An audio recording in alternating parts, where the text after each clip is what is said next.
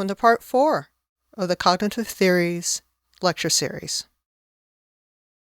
So in Part 3, we've addressed the cognitive theories for multimedia design.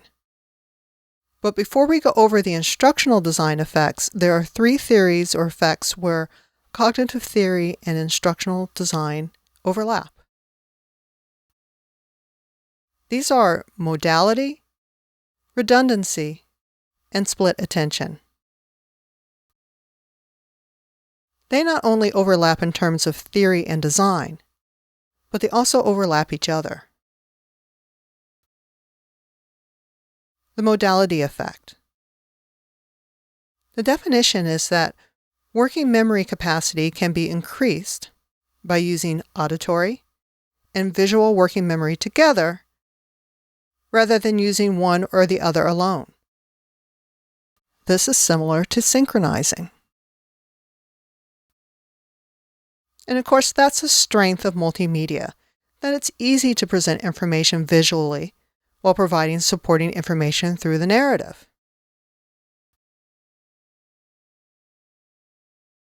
Redundancy. Cognitive overload can occur if both the narrative and the printed text on screen are identical. And split attention. If you have visual and auditory information that are both essential to understanding the material,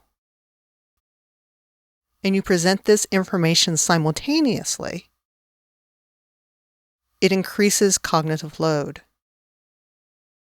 So how does it look and feel when redundancy and split attention are experienced versus modality?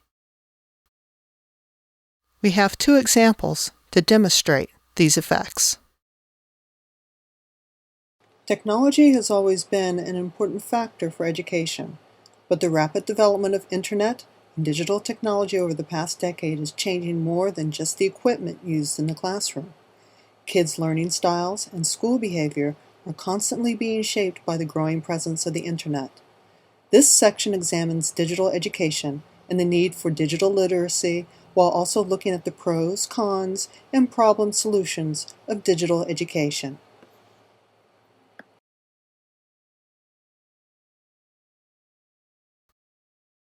Did that feel comfortable? Or did it feel a little overwhelming, trying to pay attention to the animation, listen to the audio, and read the on-screen text? The narrative was going through auditory processing, the written text and the animation through visual processing,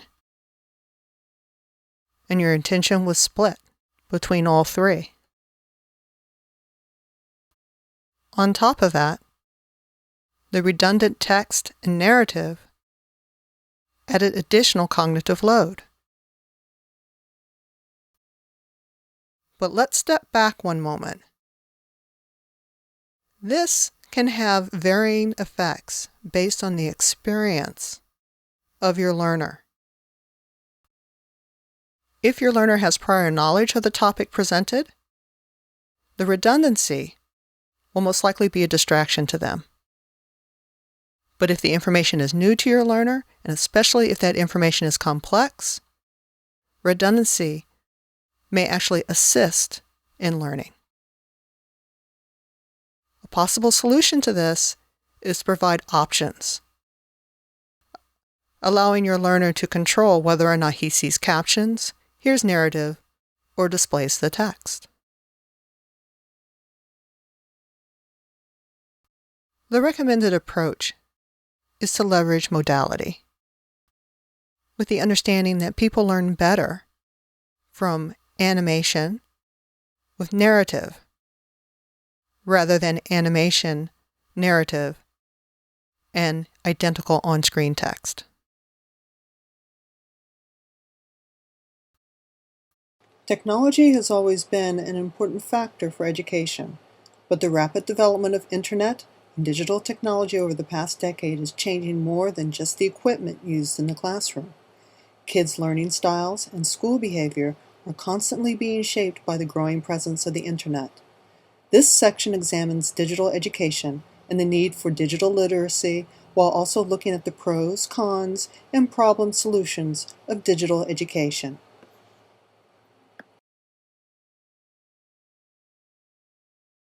So again, I'll ask you, how did that feel? Was it easier to process? Did you actually feel a difference, less of a strain to take in the information? That is the benefit of modality. Now let's look at instructional design.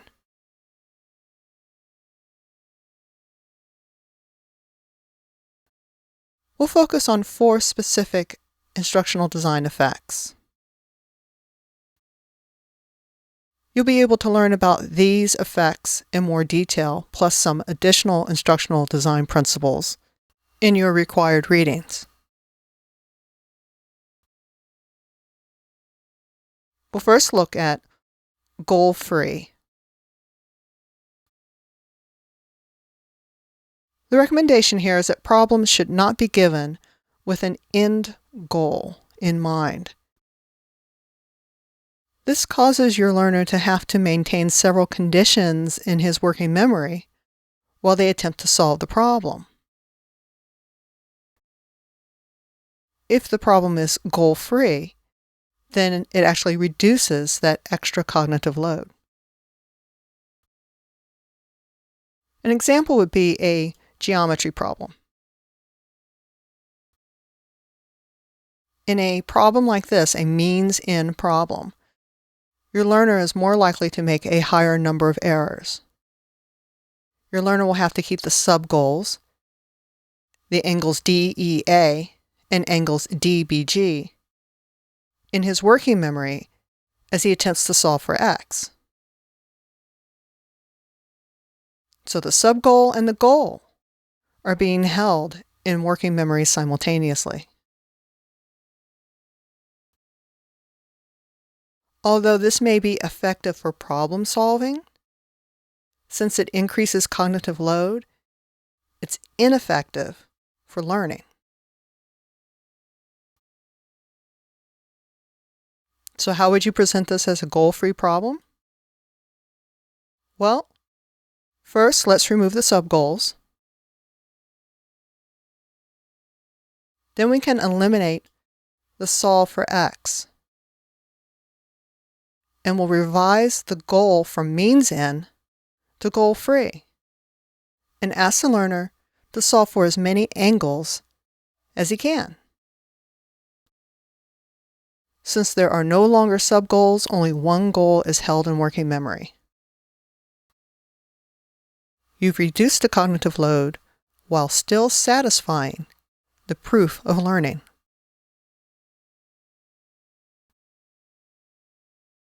Next, we have worked examples.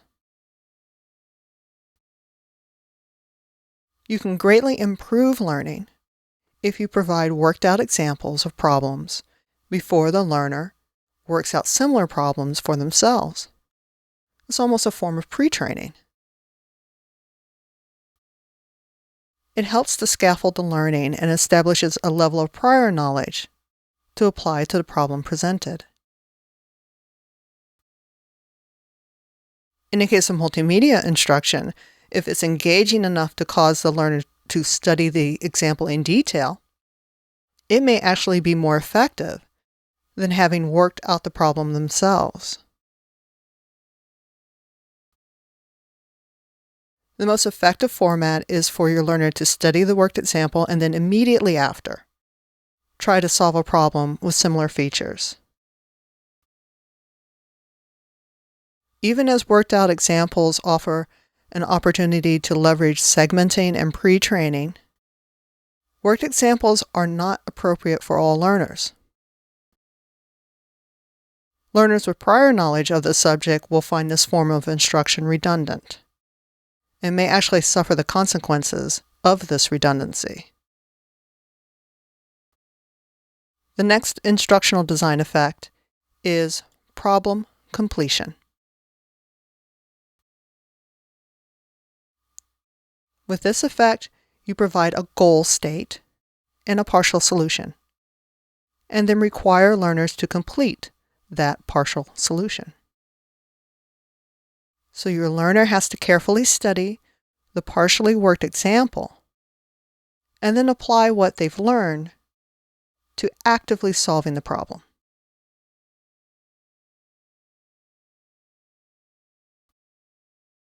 Of course, ideally, your learner has already engaged in some sort of pre-training support, like a vocabulary builder, and has seen worked examples to establish prior knowledge. I know you've heard me say that before, but I'm repeating to help you to remember. So in using the problem completion effect, you're avoiding full problem solving, and the working memory is not overloaded. The last instructional design effect is the variability effect. Variability in the practice of a problem will help your learner apply what he's learned to different situations. Imagine this as a shape recognition exercise. Hopefully you can immediately recognize several effects and principles at play here. We have the multimedia effect. We have spatial contiguity, pre-training, signaling. How many more can you identify? Once your learner has had time to study the geometric shapes, the next is to apply variability, to ask them to identify the shapes in a different context.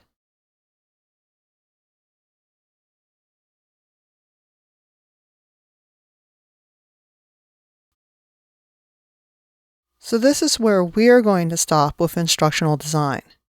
There is another component, production system theory, and that will be covered in your required reading. So when you are designing your activities, make every effort to observe the principles we looked at and maintain your learner at the center of all of your design decisions. As you work, be sure to ask yourself these 3 questions.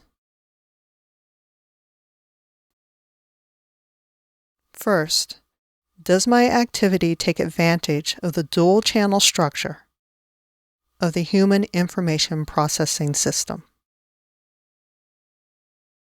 Am I presenting complementary material in words and pictures? Second, am I taking into consideration the limited capacity of these information processing channels? Does all the material I use support learning, or is it just extra stuff that creates cognitive overload? And third, does my activity promote active cognitive processing by guiding the processes of selecting, organizing, and integrating information? What am I doing to help learning? All in all, the ultimate goal is that you want to promote meaningful learning, reduce the cognitive load, and increase your learner engagement. That is what multimedia can help you accomplish.